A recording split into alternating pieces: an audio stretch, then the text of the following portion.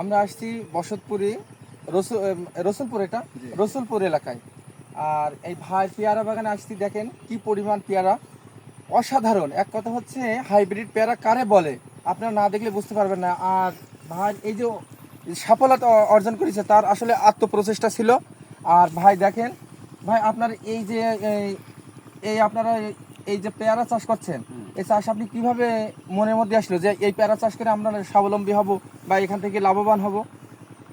আমাদের আসলে তো একটা এই চাষ, নতুন চাষ করার সবসময় একটা উদ্যোগ জি থাকে জি যে আস্তে আস্তে আরো কিছু করা যায় কিনা চিন্তা ভাবনা করে সবসময় আমরা এগোতে জি। থাকি, ঠিক আছে। জি জি। তা প্রথম যারা আনে তার পরবর্তীতে আমরা করি চাষটা। আচ্ছা, তো এখানে আপনার কেমন টাকা খরচ হয়েছে এই পেয়ারা বাগান করতে? এই 3 বিঘে জমিন প্রায় আমার 4 থেকে 5 লাখ টাকা প্রথম স্টার্টিং এ খরচ হয়েছে, খরচ। বেড়া দিয়ে আর আর এই গাছ দিয়ে।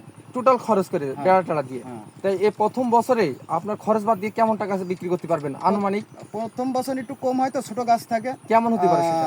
1-1.5 লাখ টাকা হয়তো কি হতে পারে। বিক্রি হবে। হ্যাঁ, তারপরে হচ্ছে খরচ 1-1.5 লাখ টাকা যদি হয়, তাহলে তো আপনার এখনো ঘাটতি থাকবে, তাহলে বহুত ঘাটতি থাকে, 1 বছরে ঘাটতি থাকে। তাহলে লাভ হবে কিভাবে? প্রথম বছর ঘাটতি থাকে, দ্বিতীয় বছর সময় সময়, তারপর ইনশাল্লাহ লাভ হয়। ও আচ্ছা আচ্ছা। কারণ এই পেয়ারা গাছটা 6 থেকে 7 বছর চলে। যাক, সেই হিসাবে আপনারা পেয়ারা চাষ করবেন। পেয়ারা চাষে আপনার অনেক স্বাবলম্বী হওয়া যায়। আর এই পেয়ারা বাজার সবসময় 50 থেকে 60 টাকা পর্যন্ত, 80 টাকা পর্যন্ত কেজি বিক্রি হয়। এই জন্য আপনারা এই পেয়ারা নেবেন। আর পেয়ারা এই পলিথিন দেওয়ার কারণ কি ভাই? পলিথিন দেওয়ার কারণ হলো ফলটা একটু বড় হওয়ার কারণ, আর হলো পোকা যাতে না লাগে। আচ্ছা।